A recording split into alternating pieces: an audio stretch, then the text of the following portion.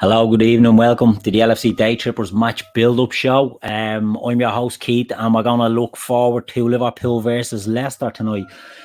Team news has just dropped. It's been a rumour team that's been going around, and it's an interesting lineup. I think we were all fearful of how we were going to shape up after this international break, but looking at the team 1 to 11, it's not too bad.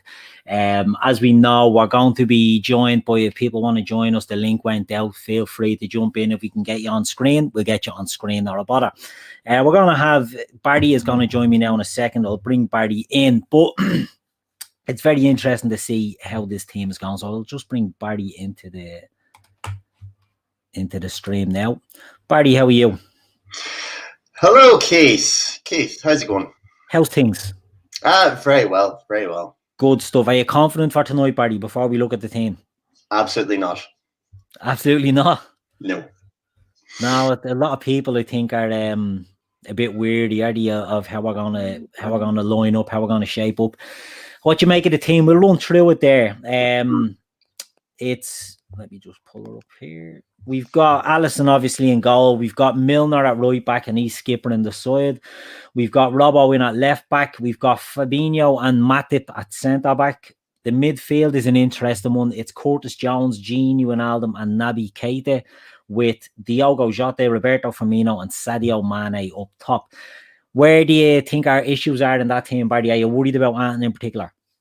The midfield has never played together, ever. Yeah. And have only probably looked at each other since the move to Kirby, I would say. Yeah. It's not a negative point. Not something to be, running scared about. Gini Wijnaldum is the Omega. He's the professional. He's the guy that will pull Curtis Jones along. Curtis Jones was the guy that really impressed me away at Atalanta. He was the guy that took Papu Gomez out of the game for me, and allowed us to go about our business.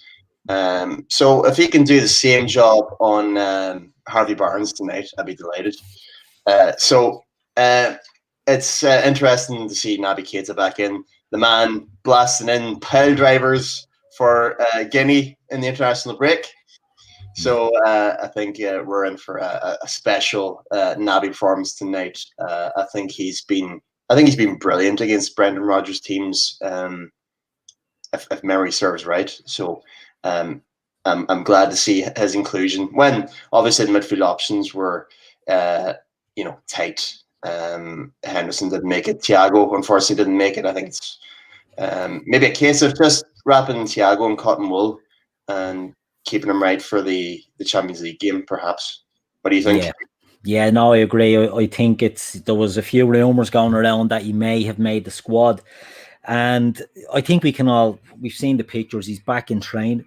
I think people are worried that the club are not saying the extent of his injury. I think people are worrying over nothing. I think, he's back, he's in there, he's involved. It's just a matter of time before they can get him back full time. But the midfield is going to be key, isn't it? I think it's an interesting one. As you've said, Barry, you've touched on there. They've not played together before. We've got Gini will be the main man. He'll be, I'd imagine, central of the three, probably the deepest line with Jones and Keita. It's a very attacking midfield, isn't it?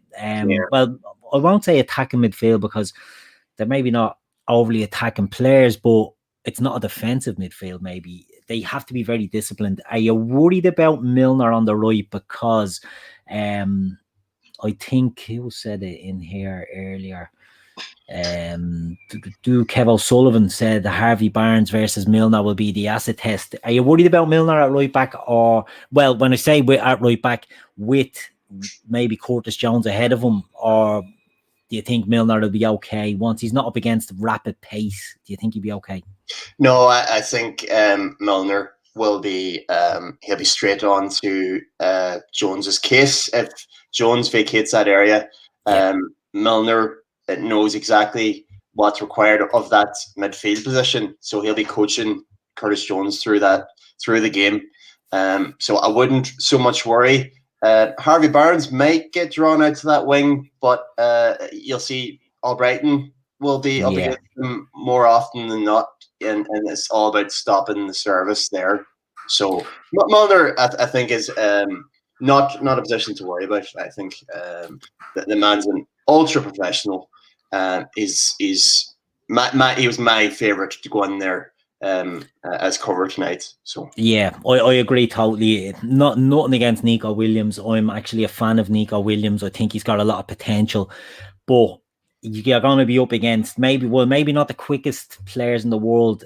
You're going to be up against wily players, like whether it's Harvey Barnes or whether it's James Maddison that'll drift out to that side. You'll have Albrighton apparently playing as a wing back with Christian Fuchs as well. You know, it could have been overload on that side with Nico there. Who, I don't think Nico's really put a foot wrong much, to be honest, in the games. He's done okay. He's done good. He's done good for Wales when he's gone away with them. But I think Milner is that sort of safety blanket. Now, the flip side of that is Milner in his last few games has probably looked a little bit rusty, I'd say. Some of his passing has just been a little bit off. So hopefully he can settle in. He can settle in nicely there. The centre backs, Barry. We've got Fabinho and Matip. How do you feel about that? It's as good as it gets right now, Keith. Really glad to see Fabinho back in. Was never really worried about his inclusion. I thought his injury was not as serious at the time, and it was just a case of let's look after him and minimize the damage. So there he is available for us tonight, and I'd imagine he'll get into a few sprints with Jamie Vardy. That'll test him. Yeah, but not the centre backs are, as I say, as good as you can get at the minute. Yeah, I mean, the worry, I suppose, is you've touched on Vardy and his pace there, and he's a clever centre forward as well. If we'd have had a Nat Phillips or a Reece Williams in there, you'd probably be a bit more nervous, wouldn't you? I mean, Nat Phillips looks like he's okay if he's playing against an aerial striker that doesn't have the pace, and then Williams, while has looked good, he's still only a young lad, you know what I mean? So Vardy would have been all over him if he could. So it is good to have the two lads. As you say, it's the best we can really do at the moment. And the worry Gav has said on these shows numerous times, it's Matip is made out of broken dreams and broken biscuits, and you just need him to get through these games as well as we can. We've Atalanta coming up in the week. I can't see I don't want to see Matip maybe overplaying, that way. So it might be a case of in for this, out, back in next week, out, back in. And might just be a case of managing with the lads that we have until we get more bodies back. But centre back isn't an area really where we're going to get much back, is it? So I suppose we just have to hope for the best really with that and get through. So look, Alisson, the best choices at centre back. We've Robbo is in there. People were worried that he may have missed out as well with Knox on international duty. Milner is there. It looks a steady enough back four for what we have. The midfield, maybe not that there's any question marks over it, but as we've said, there's probably not much protection in there. Kev O'Sullivan puts up that maybe a 4-4-2 protects Milner with Jones right and Jota on the left. Could happen. It could happen with Keita and Wijnaldum in it too. We'll wait and see what Klopp does, what way he counters the Leicester threat. But we look at the front three now, Barry. We look at the front three. Salah is out. We know. We all knew that. It's, in my opinion, it's an area where we're not, overly concerned. And if we lose one, we don't want to lose more than one, but we can take the loss of a Salah for a couple of weeks or whatever, the 10 days he's going to be out. 3 games. Yeah. And, we should be able to manage once everyone else is fit and healthy. Now, so as someone pointed out, no Shaqiri on the bench. Yeah. I don't know what's up with him. That's a bit of a worry. But look, we've got other options there. But the 3 lads that are there, we've got Firmino, Jota and Sadio Mane. I was going to say Sane there. With Sadio Mane. What way do you think they're going to line up? Does Jota just go in on the right for Salah, or are we moving Mane to the right to accommodate? Or do you think Kev might be onto something that's a 4-4-2 with Sadio and Bobby up front? How do you think we line up? When Salah doesn't play, Mane tends to come over to the right again. So yeah. I wouldn't be surprised if Mane goes right and Jota goes left, because I feel Jota might be at his strongest coming from the left. Yeah, I think it's his best position, and I think it's his favourite position. So it's one certainly to look out for. You never like to make, I suppose, if you don't want one change to be 2 or 3 changes. But I think with these lads, I think Mane can do the job from the right. He obviously played there; that was his position. He can do that job. But it might be one to watch if we do switch it up and go to the 4-4-2. I suppose it's interesting. Mr. Slack a lot saying Tielemans, Barnes and Maddison were Vardy in front. I hope Jones can show some physicality or else it will be tough. That's the worry with the midfield, isn't it? In that we know Genie can do it. Genie's no problem doing it. Naby can do it sometimes when he puts his mind to it, puts the effort to it. But can Jones do it? Do you think it's an area that they will target for against us in that midfield? Because it is quite strong in there for them, isn't it? I'm banking on Curtis Jones having this job down to a T tonight, and obviously with the help around him, both Genie beside him and Milner behind him. I'm hoping he won't let anybody down tonight, and I'm going to call it. He's going to be our most important player. If Curtis Jones plays well tonight, we'll get 3 points. Exactly. And I know a lot of people, Twitter's not a good barometer for saying opinions, but a lot of people are having a meltdown that Jones is in, and he hasn't really performed when he's been given the chance. But I think young players only really improve by getting games, don't they? So while he may have had ups and downs, I thought he's been good in games. He's maybe struggled in others where the team have struggled. Maybe it's fair to say, not necessarily just down to Jones. I think it's in games where the team probably haven't been good. But I'm happy to see him getting the games. I think, if Curtis Jones can get 10 starts this season, I think it's a big leap for him. And he's on the way to getting them. He's getting a few games, and it's a good sign of faith and trust by Klopp, isn't it, in him?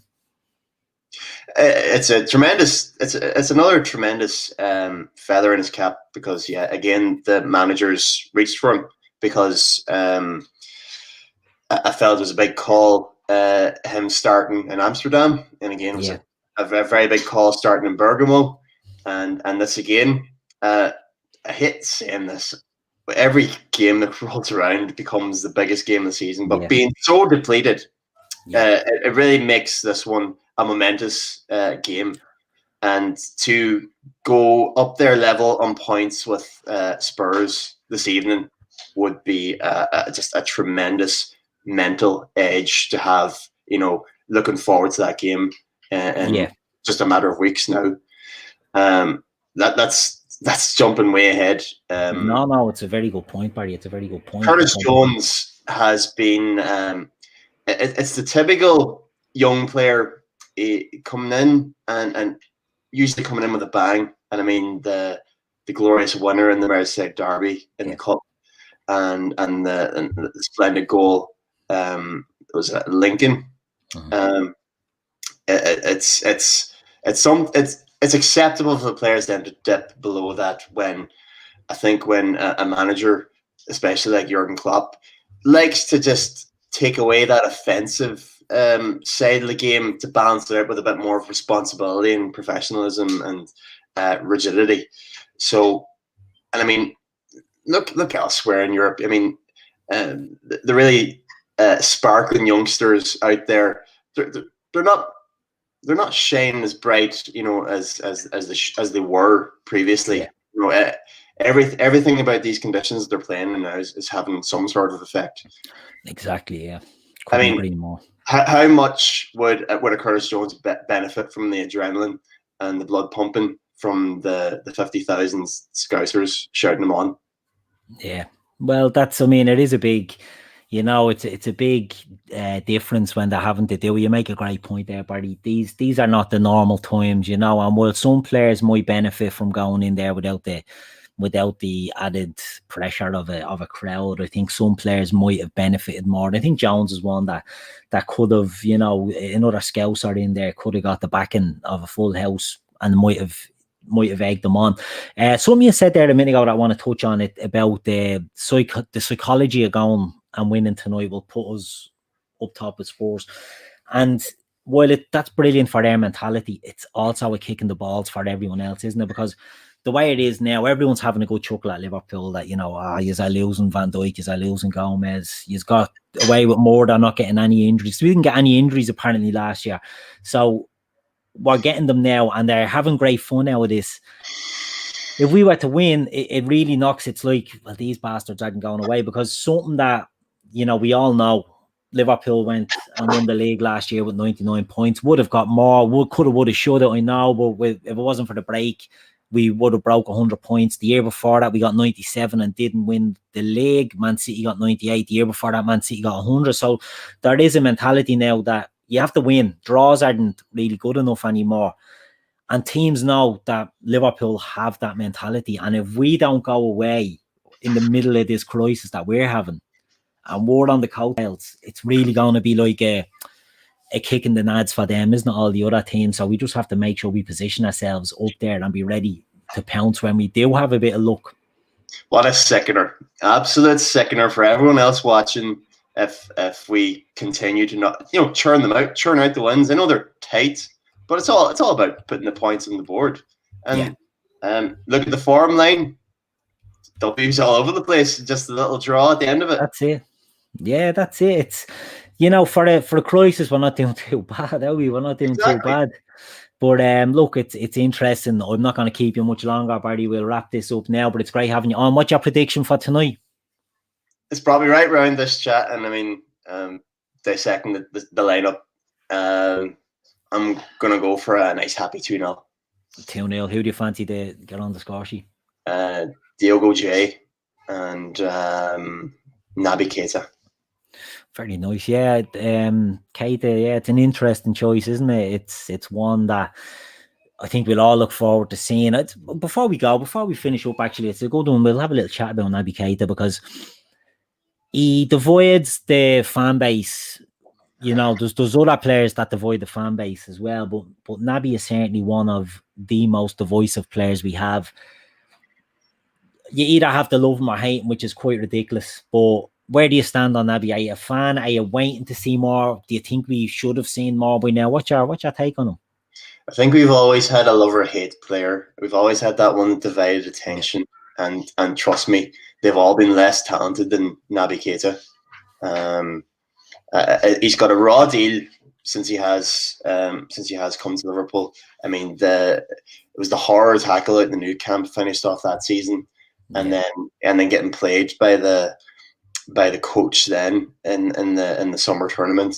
It all affected. It all snowballed into a bad preparation, a disjointed season last season, and I think maybe the poor performance against Villa. I think maybe a lot of the responsibility might have ended up at his door. After being particularly poor that night. But before that, there was a case to say that Naby Keita was our best player all through pre-season and in them for a few games. So I'm glad to see him in, and this is a vital thing. We're going to be rotating in these three positions, right? Going forward. He's going to be in at least once a week when he's available. So what we need to start seeing from Naby Keita is a bit of the old form and a bit of that knitting play together, and a bit of recycling possession, and a bit of life to the midfield, because it's so easy for the Liverpool midfield to be boring and passive and just too regimented. He's the kind of player that can break out of that block, break out of that line, and be the cutting edge. It's going to be a case that he's going to be the name on every fan's lips, as a negative or a positive, and it's going to take a while probably for him to repair all those wounds by people's expectations not being met by a 50 million plus pound player going into our midfield wearing the number 8. It's pressure, and if anyone is going to benefit from that pressure not coming from the stand, I think he's definitely one of them.